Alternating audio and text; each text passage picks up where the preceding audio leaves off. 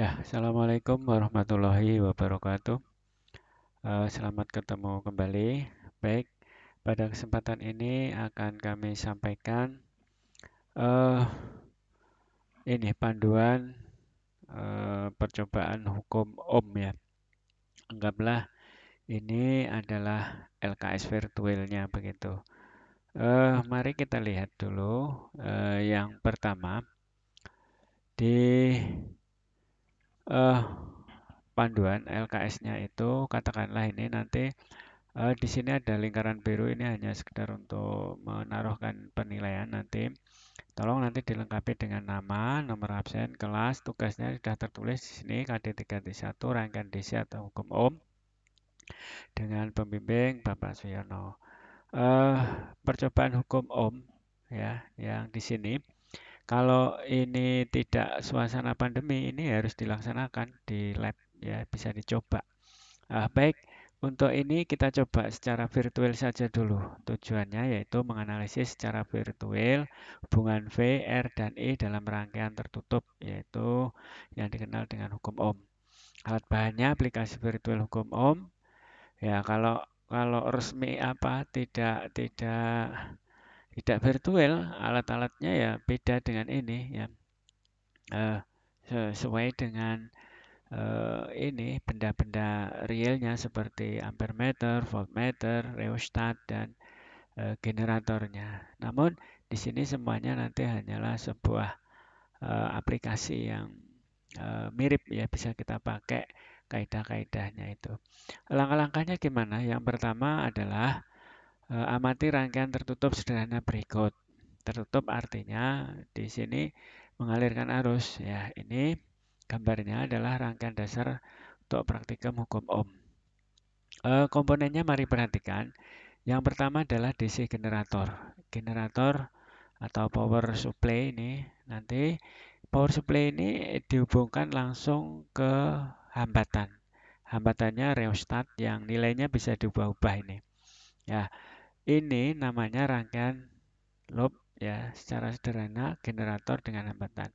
Lalu di awal kemarin pada saat bagaimana cara mengukur tegangan dan arus? Masih ingat kalau arus dipasang secara seri yang atas ini, kalau tegangan dipasang secara paralel. Jadi ini untuk alatnya nanti yang arus seri, yang tegangan paralel itu kalau eh, di percobaan yang sesungguhnya. Namun pada kesempatan ini nanti kita hanya virtual sebuah apa semacam simulasi saja gitu ya. Kemudian yang kedua, jika DC generator dan resistor R diubah-ubah, maka arus juga berubah. Nah, kemudian rubahlah beberapa kali variabel V dan R tetap dan hasil pengamatan buatlah tabelnya.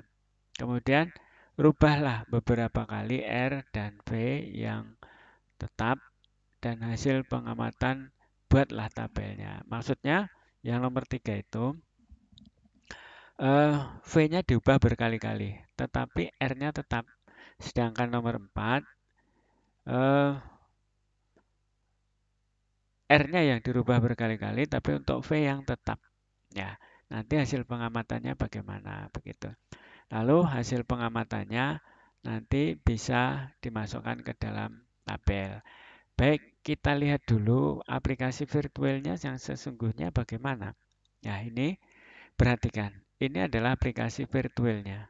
Ya, kalau kita lihat di sini ada sumber tegangan generator tadi. Ya, ini delta V-nya, generatornya.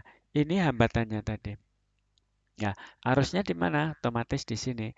Tegangannya di mana? Di sini. Sama. Tadi tegangannya ya bisa langsung dibaca di sini. Ya, ini saklarnya. Ya, kalau kita tutup, ya berarti ini muncul arus. Arusnya mengalir. Nah, arus yang terbaca di sini nanti oleh ampere meter langsung dibuat E. Ini hambatannya. eh, ini tegangannya.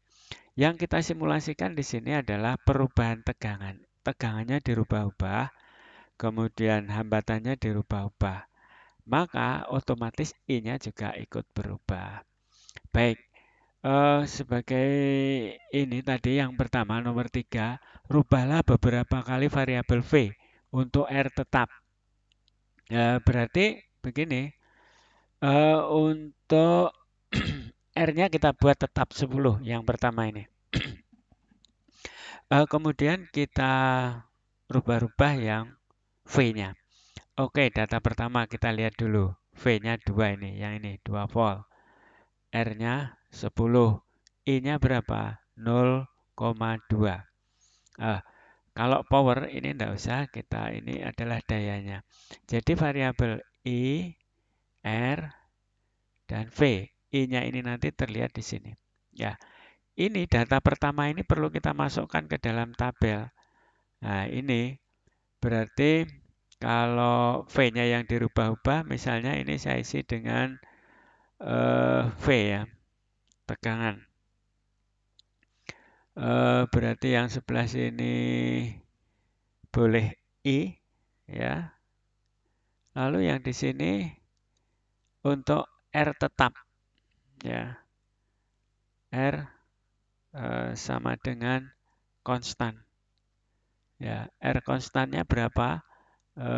Tadi kita lihat kalau di simulasi tadi ini kita lihat 10 R-nya ya.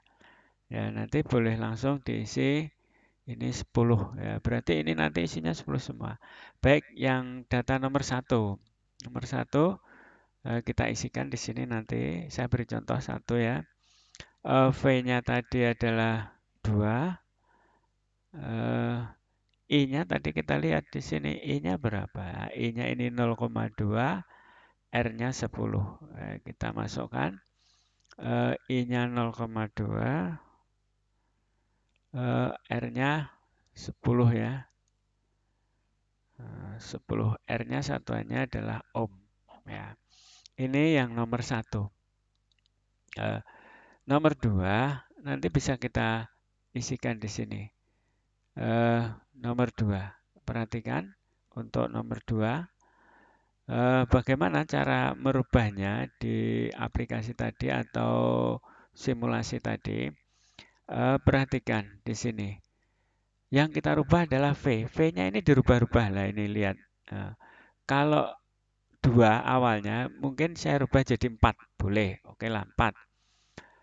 R-nya tetap 10. I-nya adalah 0,4. Berarti V-nya 4. I-nya 0,4. Kita masukkan di sini. V-nya tadi adalah 4. Oke. Ini adalah 0,4. Nah, ininya tetap 10 karena tadi tidak berubah ya. Oke, ini seterusnya sampai katakanlah ini berapa? 4 ya, 4 boleh nggak apa-apa. Nah, bisa diteruskan sendiri nanti. Kemudian untuk 4, rubahlah beberapa kali R untuk V yang tetap. Ya, berarti nanti ini variabelnya apa? Yang dirubah-rubah itu adalah R. Nah, ini nanti ada I berarti di sini. I. Ya, I. Lalu ini V-nya konstan. V karena di sini V yang tetap ya. V sama dengan C ya, konstan. Artinya terserah nanti mau kita buat berapa ya bisa aja. Kita isi nanti kita lihat dulu di aplikasinya. Ini untuk nomor 4 V-nya kita buat konstan misalnya 8. R-nya kita ubah-ubah nanti. Nah ini kita ubah-ubah dengan cara menggerakkan ini. Oke, V-nya kita buat 8. R-nya pertama kali 10. Kita tulis di sini nomor 1. Nomor 1 ya. R-nya kita buat 10 tadi. I-nya ininya V-nya kita buat 8 tetap semua ya. Jadi keberapa nanti tetap 8 terus ini. 8. Lalu I-nya yang 10 kita lihat. Untuk 10 tadi 0,8. Ya, oke. Ini 0,8. 0,8. Untuk yang kedua, ya, R-nya kita rubah, ganti R-nya kita rubah. R-nya kita geser misalnya menjadi 20. Nah, 20 aja. 20, I-nya menjadi 0,4. Ini yang kita masukkan. R-nya 20, ini 0,4. Nah, ini. Dan seterusnya, nanti lengkapi sampai sekian. Nah, kalau sudah ada datanya sampai penuh, 4 atau 5 boleh saja. Lalu buatlah grafik hubungan antara variabel di atas. Nomor 1, ini misalnya V, kemudian I, nah, R-nya konstan. Ya. Berarti ini saya buat sumbunya adalah V, yang ini. Nah, yang di sini I. Ya, terserah aja nanti. Kita buat titik pertama, V-nya 2, I-nya 0,2. Katakanlah misalnya saja ini, ya. Di sini V-nya berapa ini? 2. V-nya 2 di sini, ya. Kemudian 4 di sini, ya. Kemudian 0,2. Kalau ini misalnya 0,2, katakanlah di sini 0,1 itu di sini, 0,2 di sini, berarti nanti ada pasangan 1 di sini. Ya, ini. Kemudian 0,1, 0,2, 0,3 di sini, 0,4 di sini. Nah, ini berarti pasangan berikutnya di sini. Nah, ya. Lalu titik-titik ini, yang ini, dan selanjutnya nanti kita tarik garis. Kita tarik garis antara ini dari 0 sampai ke sana. Nah, gini dan seterusnya. Kalau ini pasangan titiknya dilengkapi.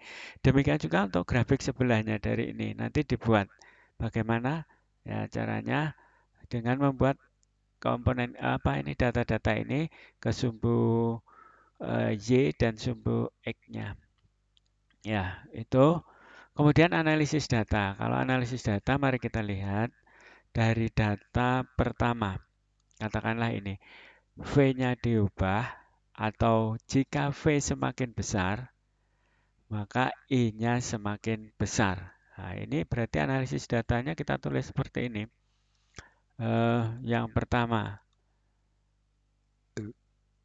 jika, maaf tulisannya, jika V bertambah besar, maka I juga bertambah besar. Artinya apa?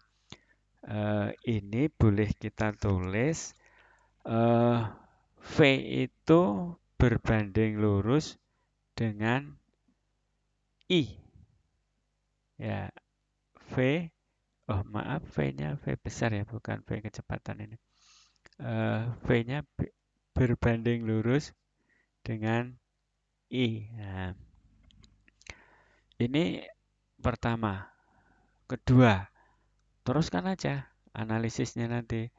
Yang ini, yang ini. Kalau R-nya bertambah besar, bagaimana I-nya? Tuliskan analisis berikutnya di bawahnya sini. Nah, setelah itu dari analisis data disimpulkan.